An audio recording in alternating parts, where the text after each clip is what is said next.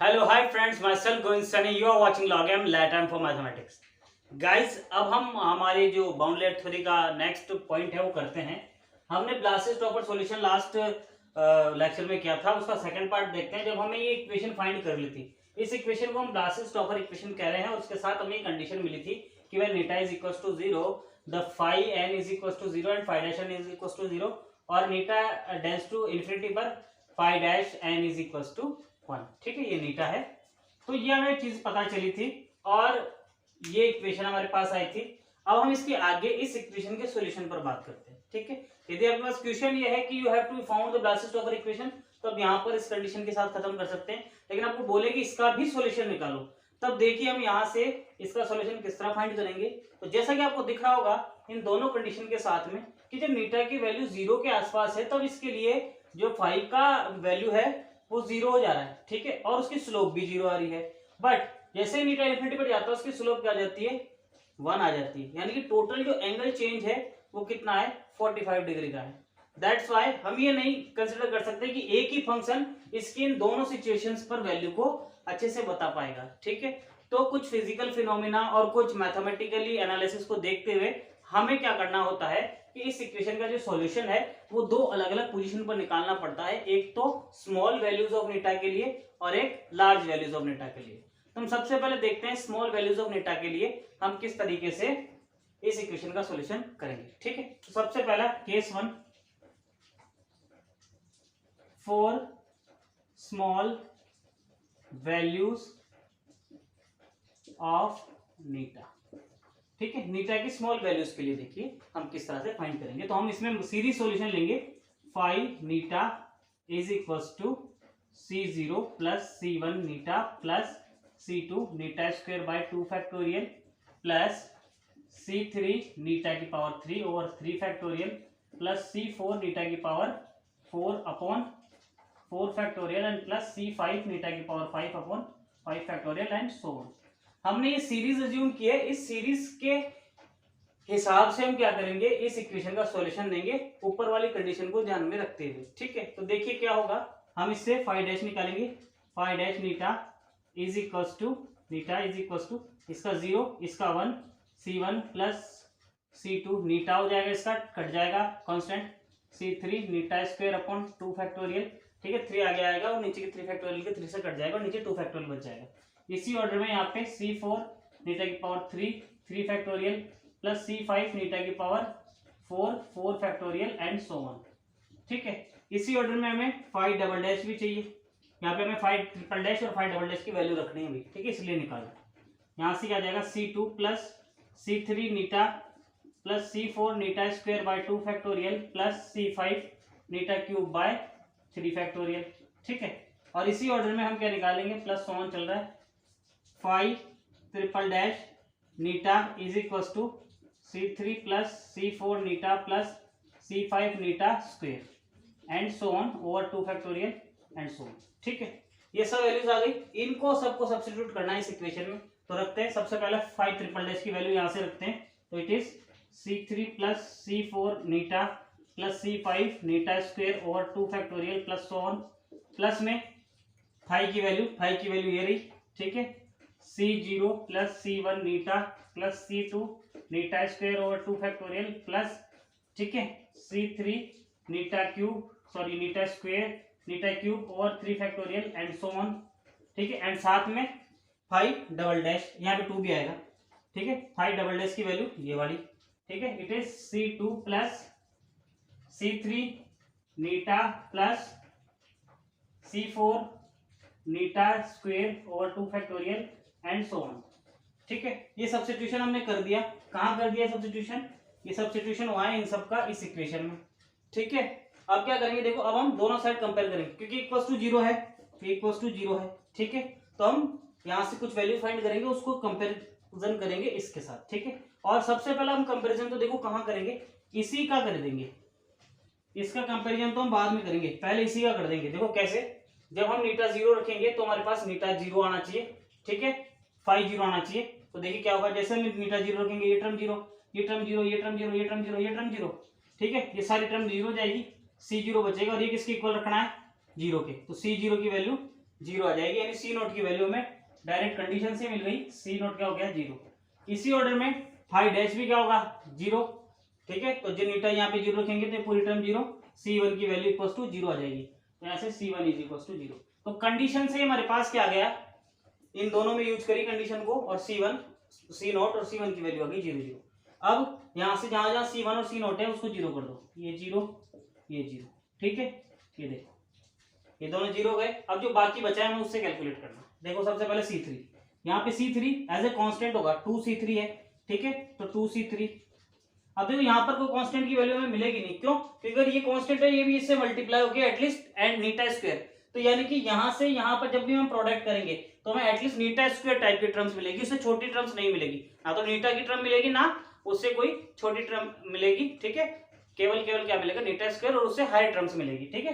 तो यहाँ से कोई भी उम्मीद नहीं है कांस्टेंट आने की, तो सिर्फ एक ही कांस्टेंट है इसमें, C3, 2C3, ठीक है। अब सिंस ये पूरी इक्वेशन जीरो के बराबर है तो उसके लिए ये कोएफिशिएंट क्या होगा, जीरो के बराबर होगा, क्योंकि प्रत्येक को क्या है जीरो होना पड़ेगा, जो भी इसमें कोएफिशिएंट आएगा ना वो जीरो होना पड़ेगा अगर ये जीरो के बराबर है तो, ठीक है। ये देखिए बिल्कुल इस तरह से कि अगर a plus b plus c is equal to zero है, तब ये कब हो सकता है, जब a भी जीरो हो, b भी जीरो, c भी जीरो। तो यहाँ पे जितने भी हमारे पास कोएफिशिएंट बनेंगे ना वो सब क्या रहेंगे, जीरो रहेंगे। तो यहाँ पे पहला कोएफिशिएंट C3 बनता है और C3 को इक्वेट करने पर ये जीरो हो जाता है, ठीक है। तो हमारे पास तीन कोएफिशिएंट्स की वैल्यू आ गई, ठीक है, जीरो, C0, C1 और C3 की। अब देखिए ये भी जीरो हो गया। हमारे पास नीटा की टर्म्स देखते हैं कौन कौन सी है। तो यहाँ से नीटा की टर्म क्या है, C4, ठीक है, नीटा की कोएफिशिएंट C4 है। यहाँ से देखिए नीटा की टर्म क्या बनेगी, जब ये है ना इससे मल्टीप्लाई होगा तो क्या आएगा, नीटा स्क्वायर आएगा, ठीक है। ये इससे मल्टीप्लाई होगा तो नीटा क्यूब आएगा, और ये बाकी की टर्म होगी तो और आगे की ऑर्डर के आएंगे, यानी यहाँ से भी नीटा की कोई टर्म नहीं निकल रही है तो उसका कोई कोएफिशिएंट नहीं आएगा। तो सिर्फ नीटा का कौन है, C4 है, ट्वाइस टाइम, ठीक है। और देखिए जैसे इसको किससे कंपेयर करूंगा, जीरो से, तो ये क्या हो जाएगा, जीरो, ठीक है। तो ये भी जीरो, तो C4 भी मेरे पास क्या आ गया, जीरो आ गया। अभी C2 के बारे में कोई इन्फॉर्मेशन नहीं है, ठीक है। अब देखिए हम नीटा स्क्वायर की टर्म्स लेते हैं। यहाँ से नीटा स्क्वायर की टर्म क्या है, C5 इंटू टू, ठीक है, और ये 2 फैक्टोरियल एक साथ में, ठीक है। तो 2C5 अपॉन 2 फैक्टोरियल, ठीक है। ये किसके कोएफिशिएंट है, नीटा स्क्वायर का। यहाँ से नीटा स्क्वायर का एक कोएफिशिएंट मिलेगा जो इसको इससे प्रोडक्ट करने पर आएगा, ठीक है। तो देखिए यहाँ से क्या बन जाएगा, प्लस का साइन चल रहा है इनके बीच में, क्या आएगा, C2 का स्क्वायर, ठीक है, ओवर 2 फैक्टोरियल, ठीक है। यहाँ से 2 फैक्टोरियल आ जाएगा, इज इक्वल टू, ये भी जीरो के बराबर आएगा। अब देखिए यहाँ से क्या होगा, we don't know about C5 and C2, ठीक है। तो हम क्या करेंगे, जो मिनिमम कांस्टेंट है उसे आर्बिट्री मान लेंगे, ठीक है। In this situation we let, है ना, let C2 is equal to alpha arbitrary, ठीक है। आर्बिट्री कांस्टेंट है कोई, ठीक है। इससे C5 की वैल्यू क्या आ जाएगी, C5 is equal to alpha square by 2, ठीक है। क्या गया, तो हमें C2 तो क्या ले लिया, अल्फा आर्बिट्री, ठीक है, और C5 इससे क्या आ गया, alpha square bye, sorry minus भी आएगा, माइनस अल्फा स्क्वायर बाय 2। और देखिए आप जैसे अब इसमें कंपेयर करेंगे ना तो C6 भी जीरो आ जाएगा आपका, ठीक है। C6 भी जीरो आएगा क्योंकि C6 डिपेंड रहेगा C3 पर, ठीक है। तो C6 भी क्या हो जाएगा, जीरो।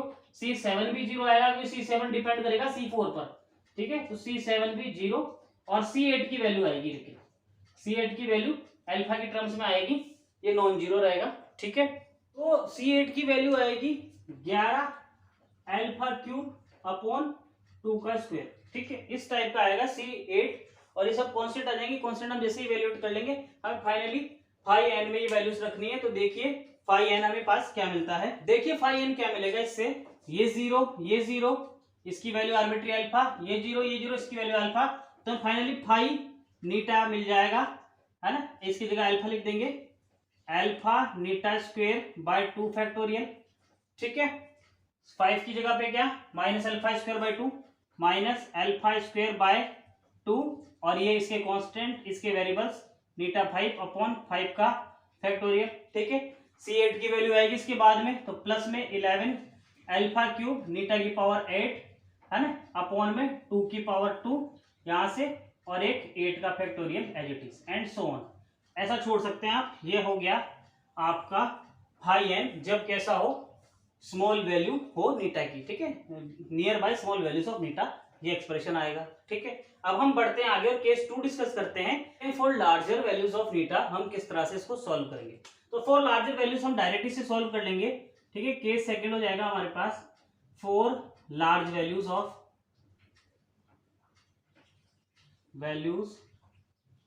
Of eta. ठीक है, नीटा की लार्ज वैल्यूज के लिए देखिए कैसे निकालेंगे, इसको लेंगे 2 5 double triple dash is equal to minus 5 5 double dash. ठीक है, 5 डबल डैश को इधर ले आएंगे, 2 को उधर ले जाएंगे, तो देखिए क्या आ जाएगा 5 triple dash upon 5 double dash is equal to minus 5 upon 2।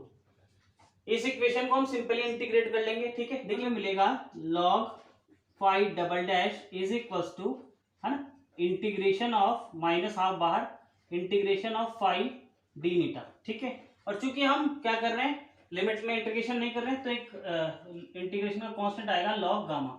ये सिंटेक्स हम एज इट इज रख रहे हैं। ठीक है, और देखो फिर इसका एंटी लॉग लेंगे हम, हमें क्या मिलेगा 5 double dash is equal to, इससे गामा आगे आ जाएगा e raise to power minus half integration 5 dn। ठीक है, गामा लॉग का एंटी लॉग करने से आगे आ गया।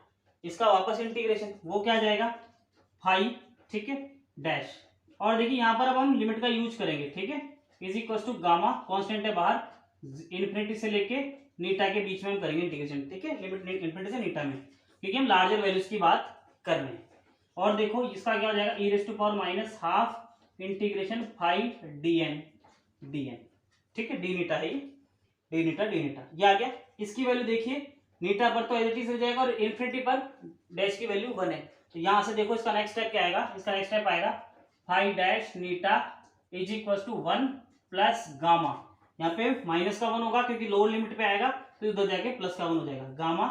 ठीक है, इंटीग्रेशन इन्फिनिटी से eta e raise to power minus half integration, है ना, 5 डी नीटा ये आ गया। और देखिए इसके बाद में हम क्या करेंगे, इसका दोबारा इंटीग्रेशन करेंगे, तो यहां से क्या आ जाएगा 5, है ना, नीटा। यहाँ पे देखिए फिर से लिमिट में इंटीग्रेशन नहीं है। ठीक है, इस साइड लिमिट में इंटीग्रेशन नहीं होगा, नेक्स्ट साइड में हम लिमिट में इंटीग्रेशन करेंगे। ठीक है, इस तरफ तो एज इट इज, तो यहाँ से क्या आ जाएगा, इसका 1 का इंटीग्रेशन नीटा, एक माइनस बीटा क्या ले लिया, कांस्टेंट ले लिया इस साइड के कारण। ठीक है, उस साइड में हमें लेने की जरूरत नहीं पड़ेगी, इस साइड के कारण माइनस बीटा एक कांस्टेंट है, प्लस में गामा। ठीक है, integration minus infinity to infinity already चल रहा है। ठीक है, ये इंटीग्रेशन ऑलरेडी चल रहा है, एक और इंटीग्रेशन साइन आएगा। ठीक है, integration minus infinity to eta, इसके कारण ये आ गया, इसके कारण। ठीक है, e raise to power minus half integration 5 d eta और डी नीटा, 2 बार डी नीटा आएंगे। ठीक है, एक को बार ब्रैकेट में रख लो, ये आ गया हमारे पास का इंटीग्रेशन। ठीक है, अब हम क्या करेंगे, देखिए जो बीटा कांस्टेंट आया इस वाले पार्ट के लिए आया है, इस वाले पार्ट का इंटीग्रेशन करेंगे। इस वाले पार्ट का जो इंटीग्रेशन किया था यहाँ पे लिमिट एज इट इज रख दी है। ठीक है, असल में जब हम इंटीग्रेशन करते हैं तो दोनों तरफ से कांस्टेंट हमें मिलते हैं, हम क्योंकि नॉर्मली लिखते नहीं है, क्योंकि हमें क्या है कि दोनों कंबाइंड मान लेते हैं कि चलो कंबाइंड हो गए, यहाँ पर हमने अलग अलग माना है। ठीक है, ऐसा क्यों माना, क्योंकि हमारे पास इसकी वैल्यू इन्फिनिटी पर अवेलेबल नहीं है। ठीक है, 5 के बारे में हमें कोई जानकारी नहीं है, इसलिए इसके लिए कांस्टेंट अलग लिख दिया, लेकिन उसको हम इंटीग्रेट करके दिखा सकते हैं। ठीक है, अब देखिए यहाँ पर 5 की स्पेशल वैल्यू मान लेंगे, अप्रोक्सीमेशन नीटा माइनस बीटा, इसका एक अप्रोक्सीमेशन माना है पढ़ने। ठीक है, तो यहाँ पर जब ये इंटीग्रेशन होगा, इंटीग्रेशन ऑफ नीटा, तो वो क्या हो जाएगा, integration of eta with 5 with respect to this आ जाएगा ये नीटा माइनस बीटा का होल स्क्वायर बाय 2। तो यहाँ पे पूरी वैल्यू क्या रखी जाएगी, फाइनली पूरा लिख देता हूं मैं, 5 eta is equal to n minus beta plus gamma integration infinity से नीटा इंटीग्रेशन, है ना, इन्फिनिटी से eta e raise to power minus 1/4, है ना, नीटा माइनस बीटा का होल स्क्वायर डी नीटा ये आ जाएगा finally for large values of eta. तो ये था हमारे पास सॉल्यूशन, ये यहीं पर हमको छोड़ना है, इसके आगे हम इसको सॉल्व नहीं करेंगे। ठीक है, और यहाँ पे जो ये अपने ये कांस्टेंट्स है, इनकी वैल्यू प्री डिफाइंड है। ठीक है, जो कि आपको किसी भी बुक में से आराम से मिल जाएगी, आपको बस याद कर लेनी है। ठीक है, for exam point of view, otherwise उनका अपने हिसाब से तो अभी तो कोई यूज है नहीं। ठीक है, क्योंकि कैलकुलेशन में कहीं नहीं रखी जाएगी। तो ये था लास्ट टॉपर सॉल्यूशन का सेकंड पार्ट, जिसमें हमने आगे इस इक्वेशन को सॉल्व किया 2 तरीके से। ठीक है, सो आई होप आपको समझ में आया होगा, और यदि आपको और भी टॉपिक्स पे वीडियो चाहिए तो यू कैन कमेंट मी। ठीक है, और you can send me mails, और व्हाट्सएप में और इंस्टाग्राम सब कुछ डिस्क्रिप्शन में है, आप कैसे भी कांटेक्ट कर सकते हैं। तो that's it from my side, myself वंसन, you are watching log M let M for mathematics.